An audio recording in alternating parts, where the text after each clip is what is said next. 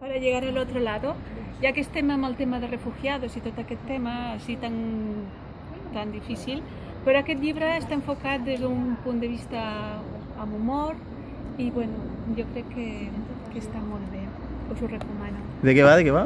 Bueno, és un poble de Moldàvia que el poble pues, no tira endavant, la misèria i tots aquests problemes, i tots volen anar a Itàlia.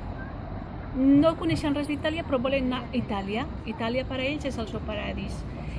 I bueno, se les inventen totes per poder anar allà. Però com són tan desgraciados, pobres, pues, les passen malament. Però recomanar-lo. I és d'humor, no? No és un drama. No, el rerefons té un punt... De dramàtic. És una tragicomèdia, ¿vale? Però rius. És una mica absurd en algunes situacions, però bé, és un altre punt de vista al món que estem vivint ara. Vale, Joan, te'l llegiràs, no? Home, suposo.